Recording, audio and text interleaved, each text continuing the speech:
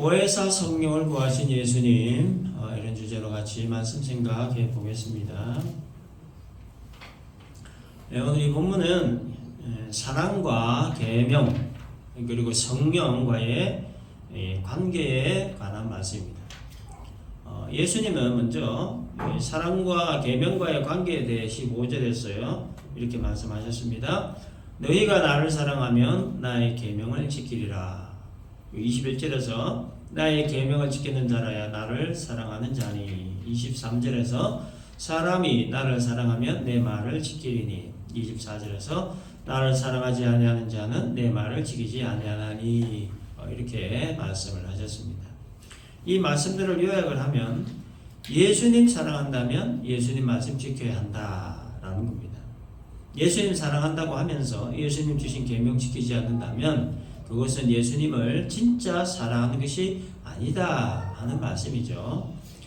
자, 그런데 문제는 어떻게 예수님 말씀을 다 지켜 행할 수 있느냐 하는 겁니다. 예수 믿고 거듭났다고는 하지만 그럼에도 여전히 남아있는 이 죄의 본성들로 인해 틈만 나면 말씀을 거역하고 불순종하려고 하는 것이 우리의 모습인데 어떻게 말씀을 다 지켜 행할 수 있겠느냐 하는 겁니다. 예수님 사랑하는 건 분명히 맞고 예수님을 사랑하는 마음 진심이지만 그럼에도 말씀을 다 지켜 행하지 못하는 연약함과 한계가 우리에게 있다는 거예요. 예수님 사랑하는 마음과 말씀 지키지 행하는 것 사이에 큰 갭이 있다 하는 겁니다. 그리고 21절에서 나를 사랑하는 자는 내 아버지께 사랑을 받을 것이요 라고 하셨는데 이 말씀만 보면 하나님이 우리를 사랑하시는 그 사랑이 어떤 조건적인 사랑인 것처럼 들립니다. 예수님 말씀 지켜 행해야 하나님께 사랑받을 수 있다는 거, 이거는 조건적인 사랑으로 보이는 구절입니다. 하나님께 사랑을 받는다는 말은 다른 말로 택함을 받고 구원받는다 그런 뜻이 담겨 있어요. 그래서 예수님 말씀 지켜 행해야 하나님께 사랑받을 수 있다는 이 말은 결론적으로 예수님 말씀 지켜 행해야 구원받을 수 있다 이렇게 된다는 거예요. 근데 말씀을 이렇게 이제 접근을 하게 되면 하나님의 그 사랑의 속성과 또 구원의 속성에 위배되는 거예요. 하나님의 사랑과 구원에 관한 가장 기본적이면서도 가장 중요한 속성은 뭐냐? 아무 조건 없이 사랑하신다는 거고 아무 조건 없이 구원하신다. 우리의 어떤 의로운 행위, 어떤 조건을 보고 사랑하거나 구원하는 것이 아니라 아무 조건 없이 우리를 사랑하시고 아무 조건 없이 우리를 구원하신다. 로마서 5장 8절에 있는 말씀과 같이 우리가 아직도 죄인이었을 때 우리를 사랑하시고 구원을 하신 것이지 우리에게 어떤 의로운 행위가 있기 때문에 우리를 사랑하시거나 구원하신 것이 아니라고 하는 거예요. 이것이 바로 아무 조건 없이 우리를 사랑하시고 구원하시는 하나님의 속성이다. 만일에 하나님이 우리의 의로운 행위를 보고 어떤 조건을 보고 우리를 사랑하신다면 하나님께 사랑받을 수 있는 세상 아무도 없죠. 구원받을 사람 세상에 아무도 없는 겁니다. 우리에게는 그럴 만한 능력이 없어요. 따라서 너희가 나를 사랑하면 나의 계명을 지키리라. 나의 계명을 지키는 자라야 나를 사랑하는 자다. 이 말씀은 이 말씀 뒤에 하신 말씀과 연결해서 접근을 해야 올바른 해석이 나옵니다. 너희가 나를 사랑하면 나의 계명을 지키리라는 이 말씀 뒤에 예수님이 뭐라고 말씀하셨냐면 이 보혜사에 관한 말씀을 하셨습니다. 16절에 내가 아버지께 구하겠으니 그가 또 다른 보혜사를 너희에게 주사 영원토록 너희와 함께 있게 하리니 라고 말씀하셨죠. 보혜사는 돕는 자, 상남자 이런 뜻입니다. 그래서 믿는 자들을 보호하고 은혜를 주며 진리 가운데로 인도하는 스승을 의미하는 말이 보혜사입니다. 그 보혜사가 누구냐에 대해 26절에서 이렇게 얘기합니다. 보혜사 곧 아버지께서 내 이름으로 보내실 성령이라고 하셨어요. 그러니까 성령님이 보혜사라는 뜻입니다. 그 예수님이 너희가 나를 사랑하면 나의 계명을 지키리라 이 말씀하신 이후에 보혜사 성령님을 아버지께 구하겠다라고 하신 겁니다. 그러면 예수님 사랑하는 것과 계명 지키는 것 그리고 보혜사 성령님 사이에 어떤 연관관계가 있는 것인가? 예수님이 보혜사 성령을 구하신 이유가 뭘까 하는 겁니다. 세 가지 정도로 우리가 찾아볼 수가 있어요. 첫째는 천국 복음의 비밀을 올바로 깨달을 수 있도록 하시기 위함입니다. 예수님은 제자들을 3년 동안 데리고 다니면서 많은 표적들을 보여주셨고 또 천국 복음을 전하셨지만 가룟 유다는 예수님 팔아버렸고 베드로는 예수님 부인했습니다. 나머지 다른 제자들도 가룟 유다가 무리들을 이끌고 예수님 잡으러 갔을 때 다 도망을 갔습니다. 예수님이 3년 동안 하셨던 제자 훈련이 한순간에 물거품이 되어버립니다. 제자들이 예수님을 버리고 다 도망갈 것을 예수님이 모르셨을까? 다 아셨죠? 전지하신 분인데. 그래서 마태복음 26장에서 예수님이 제자들과 마지막 만찬을 하신 이후에 마태복음 26장 30절 보면 예수께서 제자들에게 이르시되 오늘 밤에 너희가 다 나를 버리리라 말씀하셨습니다. 예수님은 제자들이 자신을 버리고 다 도망갈 것을 아셨습니다. 제자들의 이 연약함과 부족함과 한계들을 다 아셨다는 거예요. 그래서 예수님이 이 보혜사 성령을 구하신 첫 번째 이유가 바로 여기에 있는 겁니다. 제자들 스스로의 힘과 능력으로는 예수님 시인할 수 없어요. 예수님 가신 길 따라갈 수 없어요. 자기 부인할 수 없고 십자가 질 수 없고 복음을 담대히 전할 수 없고 예수님 주신 계명들 지킬 수 없다는 것을 아셨던 겁니다. 그래서 제자들을 도울 수 있는 헬퍼가 필요했던 거예요. 그래서 제자들이 누구 앞에서든지 예수님을 시인할 수 있도록 하는 헬퍼, 예수님 가신 길을 따라갈 수 있도록 돕는 헬퍼, 계명들을 지킬 수 있도록 하는 헬퍼가 필요한 겁니다. 그 헬퍼가 바로 보혜사 성령님. 그래서 성령을 구하신 거예요. 26절을 보면 보혜사 곧 아버지께서 내 이름으로 보내실 성령 그가 너희에게 모든 것을 가르치고 내가 너희에게 말한 모든 것을 생각나게 하리라 하셨죠. 자, 이 구절에서 예수님은 보혜사 성령님이 하시는 일 두 가지를 말씀하신 겁니다. 하나는 가르치는 일이고 하나는 생각나게 하는 일입니다. 보혜사 성령님이 가르치는 일을 한다는 말은 지식을 가르치는 것을 말하는 것이 아니라 이미 알고 있는 지식들의 그 영적인 의미가 뭔가 그것을 깨닫게 하는 일을 말하는 거예요. 예수님이 이미 가르쳐 주셨던 천국 복음의 말씀들에 대한 그 영적인 의미들을 이 천국 복음의 그 어떤 비밀들을 깨닫게 하시는 일을 이 보혜사 성령님이 하신다는 거예요. 그러니까 제자들이 3년 동안 예수님 따라다니면서 천국 복음을 듣고 배웠지만 그러나 그 복음에 대한 영적 의미와 비밀들을 다 깨닫지 못하고 있던 제자들을 깨우치시기 위해 보혜사 성령을 구하셨다. 예수님의 가르침이 부족해서가 아니라 그 복음의 그 비밀이라고 하는 것이 그 인간의 제한된 지식과 능력으로는 다 깨달을 수 없는 그 영역이기 때문에 따라서 인간의 제한된 지식 능력으로는 다 깨달을 수 없는 이 영역을 깨달을 수 있도록 성령께서 가르치는 일을 하신다는 그 성령님이 그럼 어느 정도까지 가르치는 일을 하실 수 있느냐? 고린도전서 2장 10절에 보면 성령은 모든 것, 그 하나님의 깊은 것까지도 통달하신다는 말씀이 있어요. 인간의 제한된 지식 능력으로 다 깨달을 수 없는 부분까지 다 가르칠 수 있는 분이시다는 거예요. 성령은 성부와 성자와 성령 하나님 중 제3위이신 성령 하나님이시기 때문에 성부 하나님과 성자 예수님과 함께 능력과 권능과 지혜와 지식을 공유하십니다. 그래서 이 성령 하나님은 하나님의 말씀, 천국 복음의 비밀들을 명확하게 가르칠 수 있는 능력과 권한이 있으신 분이다 하는 거예요. 니고데모는 학식이 매우 높고 학문적 업적이 뛰어난 학자였습니다. 그러나 그 석학도 예수님이 말씀하셨던 그 거듭남에 대한 비밀을 깨닫지 못했습니다. 예수님이 니고데모에게 사람이 거듭나지 아니하면 하나님의 나라를 볼 수 없다라는 말씀을 하셨을 때 니고데모는 이 거듭난다는 그 말의 의미를 어머니 모태로 다시 들어가는 것으로 생각을 했습니다. 그래서 사람이 늙으면 어떻게 날 수 있습니까? 두 번째 모태에 들어갔다가 날 수 있습니까? 이렇게 아주 무식한 반론을 했습니다. 아무리 학식이 높고 학문적 업적이 뛰어난 학자라고 할지라도 성령의 도움이 없으면 영적으로 무지한 상태에 머물러 있기 때문에 이 거듭난다는 이 말의 의미를 깨닫지를 못하는 거예요. 영적으로 무지한 상태에서는 이 천국 복음의 그 비밀을 알 수가 없는 거예요.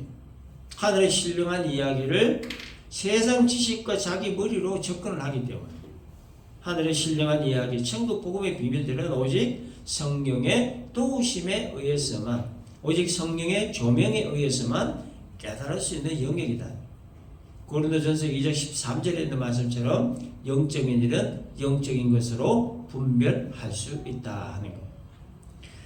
그래서 우주 만물을 창조하신 우리 창조주 하나님은 자신의 말을 아무나 쉽게 이해하고 아무나 쉽게 깨달을 수 있도록 그렇게 기록하게 하지 않으셨습니다. 자신의 그 말을 기록하게 하셨던 성경 저자들에게 하나님은 자기 생각대로, 자기 관점대로, 자기 가치관대로, 자기 주관대로 기록하게 하지 않으셨어요. 성령의 감동하심에 의해, 성령의 조명하심에 의해 기록을 하게 하신 겁니다. 따라서 성령의 감동하심과 성령의 조명하심을 받은 성경 기록자들이 기록한 성경을 성령의 도움 없이, 성령의 조명 없이 접근하면 말씀의 의미를 도대체 알 수가 없고 하나님 나라 비밀을 깨달을 수 없게 되는 거예요. 따라서 성령께서 하시는 가르치시는 일이라고 하는 것은 하나님 말씀, 천국 복음의 비밀들을 올바로 깨달을 수 있도록 하기 위해 말씀을 대하는 자들에게 성령님이 감동하시고 도우시고 조명하신다는 것을 말하는 거예요. 그러니까 예수님이 보혜사 성령을 구하신 이유가 여기 있는 겁니다. 천국의 복음의 그 비밀들을 올바로 깨달을 수 있도록 하기 위해 성령을 구하셨다. 두 번째, 예수님이 보혜사 성령 구하신 이유 두 번째는 말씀을 생각나게 하심으로 복음 전파 사명을 감당하도록 하시기 위함입니다. 사람이 기억을 할 수 있는 용량에는 한계가 있지요. 기억에 한계가 있습니다. 예수님으로부터 3년 동안 보고 배웠던 말씀들을 제자들이 다 기억할 수는 없는 일이에요. 어제 했던 말도 잊어버리는 것이 우리 인간의 기억력인데 3년 동안 하셨던 그 복음의 말씀을 어떻게 정확하게 다 기억할 수 있겠느냐 하는 겁니다. 무엇보다도 예수님의 말씀을 어렴풋이 기억해내는 것은 이건 굉장히 위험한 겁니다. 어렴풋이 기억을 해낸다는 것은 그 기억이 맞을 수도 있지만 틀릴 수도 있기 때문에 또 어떤 중요한 것을 빠뜨릴 수 있기 때문에 이것은 신뢰성이 없습니다. 그래서 만에 하나라도 어렴풋이 기억해낸 그 기억이 틀린 기억이라면 예수님 말씀이 전혀 다른 뜻으로 해석이 되기 때문에 그래서 어렴풋이 기억해내는 것은 상당히 위험한 일인 겁니다. 이와 같은 기억의 한계를 극복할 수 있도록 하기 위해 보혜사 성령을 구하신 겁니다. 예수님이 부활 승천하시고 난 이후에 천국 복음 전하는 사명을 제자들이 감당을 할 때에 예수님이 말씀하셨던 천국 복음의 내용들을 정확하게 하나도 빠짐없이 정확하게 기억해서 전달할 수 있도록 하기 위해 성령께서 감동하시고 도우셨던 거예요. 그렇게 성령의 감동을 받고 조명을 받은 제자들이 기록한 성경이 바로 이 사복음서죠. 그리고 바울의 서신도 물론 다 있고, 물론 창세기부터 요한계시록까지 성경 66권은 모두 다 성령의 감동하심을 받고 조명하심을 받은 사람들이 기록을 한 책입니다. 비록 살았던 시대가 다르고 역사적 상황이 다르고 개인의 성장 배경과 학문적 배경 등등 모든 게 다 달랐지만 하나님의 뜻을 정확하게 기록하여 후대에 전달하실 목적으로 40여 명의 각 성경 저자들에게 성령께서 감동하시고 조명을 하셨던 겁니다. 오순절날 보혜사 성령께서 제자들에게 임하지 않으셨다면 지금의 기독교는 존재하지 않습니다. 지금의 성경은 존재하지 않아요. 따라서 이 기독교 역사는 성령의 역사라고 해도 과언이 아닐 정도로 이 기독교 역사와 세계 역사에 지대한 영향을 미쳤던 것이 바로 성령의 역사다 하는 겁니다. 예수를 모른다고 부인하고 저주까지 하며 그렇게 딱 잡아댔던 베드로에게 성령이 임했습니다. 예수님을 잡으러 갔던 무리들의 그 기세에 눌려서 도망을 갔던 제자들에게 성령이 임하셨어요.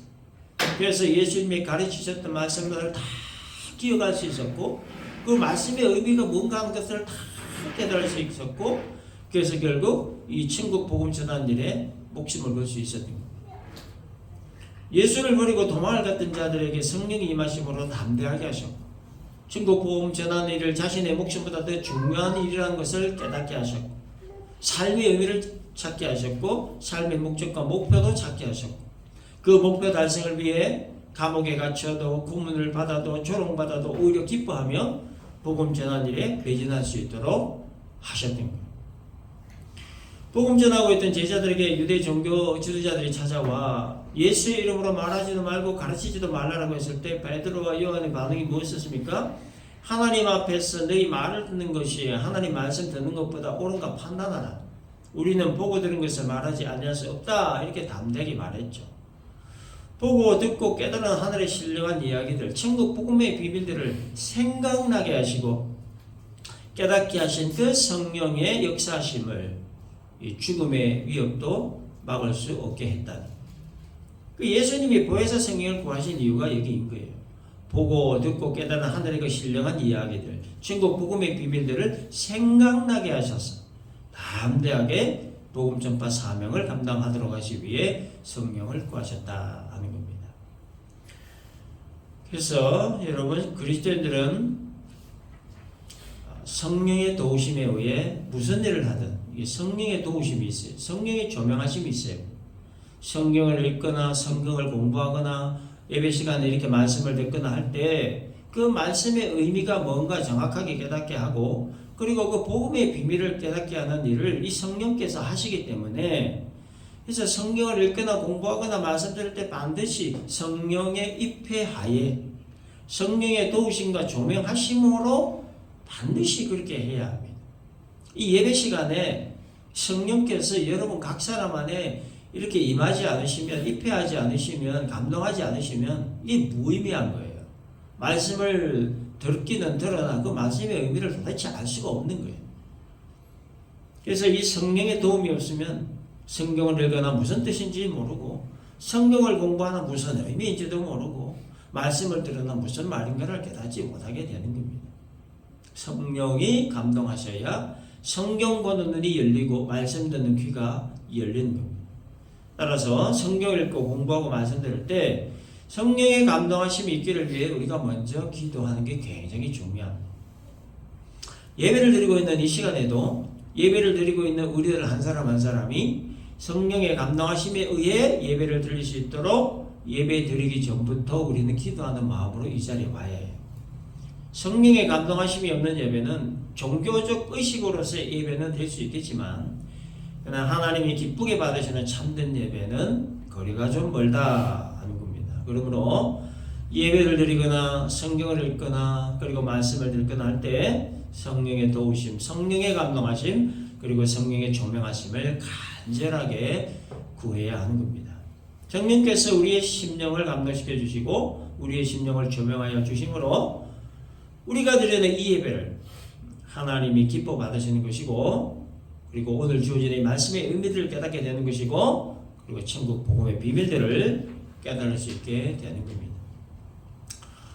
세 번째, 예수님이 성령을 구하신 세 번째 이유는 우리에게 평안을 주시기 위함입니다. 27절에서 예수님은 제자들에게 평안을 너희에게 끼치노니 곧 나의 평안을 너희에게 주노라. 내가 너희에게 주는 것은 세상이 주는 것과 같이 아니라 너희는 마음에 의심하지도 말고 두려워하지도 말라 하는 이 말씀 주셨습니다. 이 말씀은 예수님이 이제 그 제자들을 떠나신다는 것을 암시하신 말씀이었죠. 비록 예수님이 십자가 지시기 위해 제자들 곁을 떠나더라도 의심하지 말라는 거예요. 예수님은 오늘 본문에서뿐만 아니라 자신이 떠나심을 암시하는 말씀을 여러 번 하셨습니다. 요한복음 13장 33절 내가 아직 잠시 너희와 함께 있겠노라. 요한복음 14장 2절 내가 너희를 위하여 거처를 예비하러 가노라. 요한복음 14장 19절 조금 있으면 세상은 다시 나를 보지 못할 것이라. 그리고 오늘 본문 25절에서 내가 아직 너희와 함께 있어서 이 말을 너희에게 하였거니와. 그리고 28절에도 내가 갔다가 너희로 온다 하는 말을 너희가 들으나니. 예수님은 이렇게 제자들 곁을 떠나고 세상을 떠날 것이다 하는 이 암시적인 말씀을 여러 번 하셨는데, 이 말을 들은 제자들 입장에서는 굉장히 당황스러울 수밖에 없었을 겁니다. 집도 떠나고 생계도 포기하고 오직 예수님만 믿고 3년 동안 따라다니면서 고생했는데 아무런 어떤 보상도 없이 빈털터리가 되어가지고 이제 집으로 돌아가야만 하는 상황이기 때문에 하나님 나라를 꿈꾸면서 주님의 그 나라에서 그 우편과 좌편이 앉을 것에 대한 어떤 기대를 가지고 3년 동안 고생하면서 따라다녔는데 손에 쥐어진 것 아무것도 없이 떠난다는 말씀을 자꾸 하시니까 제자들은 스승이 야속하기도 하고 황당하기도 하고 허탈하기도 하고 두렵기까지 했던 거예요. 제자들이 무엇보다 두려워했던 것은 이제 예수님이 떠나시고 난 이후에 자신들의 그 입지였습니다. 생계야 뭐 다시 물고기를 잡으러 가든 무슨 일이든 하면 먹고 살 수는 있는데, 근데 예수님이 체포돼서 이제 죽임을 당하게 되면 예수님을 따르던 자기들 역시도 무사하지 못할 것은 뻔한 일이었습니다. 당연히 근심할 수밖에 없고 막막할 수밖에 없고 두려워할 수밖에 없는 거예요. 이와 같은 제자들의 마음 상태를 잘 아신 예수님이 제자들에게 말씀하신 거예요. 27절에서 평안을 너희에게 끼치노니 곧 나의 평안을 너희에게 주노라. 내가 주는 것은 세상이 주는 것 같이 아니하다. 이 말씀을 하신 거예요. 이 평안이라고 하는 단어는 히브리어로 샬롬이고 헬라어로는 에이레네라고 합니다. 그러니까 샬롬은 평안, 평강, 평화, 화평을 뜻하는 단어죠. 에이레네는 뭐냐? 결합하다, 연결하다라는 말에서 파생된 단어예요. 그래서 아무 걱정이나 염려나 불안이나 두려움이 없는 안정된 마음 상태를 이 에이레네라 하는 거예요. 그래서 예수님이 주시는 평안이라고 하는 것은 구약의 의미와 신약의 의미를 다 합쳐서 결합되고 연결됨으로 인해 아무 근심이나 두려움이 없는 안정된 마음 상태, 이게 예수님이 주시는 평안이라. 예수님이 떠나심으로 말미암아 근심하고 두려워할 수밖에 없는 제자들에게 예수님은 아무 근심이나 두려움 없는 안정된 마음을 가지게 하는 평안을 주시기 위해 보혜사 성령을 구하셨다. 비록 예수님이 떠나가신다 할지라도 보혜사 성령님과 결합되고 연결되면 아무 근심이나 두려움 없는 안정된 마음 상태를 가질 수 있다. 평안의 반대 개념은 불안이죠. 불안이라고 하는 것은 불편한 일이나 위험이 닥칠 것만 같아서 마음이 편하지 않고 조마조마한 느낌, 이것이 불안인데, 사람이 언제 불안하냐면 연결이 끊어졌을 때, 분리되었을 때 기본적으로 사람은 불안을 느낍니다. 어머니 뱃속에서 10달 동안 있다가 세상 밖으로 나온 아이가 그렇게 우는 이유는 불안하기 때문에 운다고 그래요. 어머니 뱃속에서 탯줄로 연결되어 있을 때, 엄마와 결합되어 있을 때 엄마의 그 맥박 소리를 들으면서 안전함을 느끼고 이 평안함을 느꼈는데, 세상에 나오면서 어머니와 연결되어 있던 탯줄을 끊어버리니까 불안하고 무서워서 그래서 운다는 거예요. 그래서 어머니가 이 모유를 먹일 때 심장에 있는 왼쪽 가슴에 있는 젖을 먹으면 아이가 이 젖을 먹으면서 엄마의 맥박 소리를 듣고 안정감을 가지게 된다. 그 엄마의 젖을 먹으면서 끊어졌던 맥박 소리를 다시 듣고 엄마와 연결이 되기 때문에 젖을 먹다가 편안한 마음으로 잠이 든다 하는 거예요. 아담과 하와가 하나님과 연결되어 있을 때 이들은 매우 평화롭게 살았습니다. 아무 염려 없이, 아무 불안 없이, 아무 두려움 없이 하루하루 행복하게 살았습니다. 그러나 범죄 후에 이들의 마음에 있는 평안이 다 사라져 버렸습니다. 왜 그랬어요? 하나님과의 연결고리가 끊어져 버렸기 때문에. 하나님과의 연결고리가 끊어지자 이들 마음에 그 불안과 두려움이 찾아와요. 그래서 이들은 하나님의 얼굴을 볼 수가 없는 거예요. 그래서 피했어요. 나무 사이에 숨었습니다. 그래서 하나님의 얼굴을 피해서 나무 사이에 숨어버린 것, 이게 바로 범죄한 인간의 모습이에요. 죄로 인해 하나님과 연결고리가 끊어진 인간의 모습입니다. 죄를 지으니 불안하고, 불안하니까 또 죄를 지내고, 불안하니까 싸우고, 불안하니까 빼앗고, 불안하니까 죽이고, 불안하니까 전쟁을 일으키고, 인류의 역사가 그렇게 불안 속에서 지금까지 흘러왔대요. 하나님과의 연결고리가 끊어진 인간의 역사가 이렇게 지금 흘러가고 있는 거예요. 제자들이 불안하고 두려워했던 이유 역시 예수님이 떠나가신다는 거예요. 즉 예수님과 분리된다는 것 때문이었어요.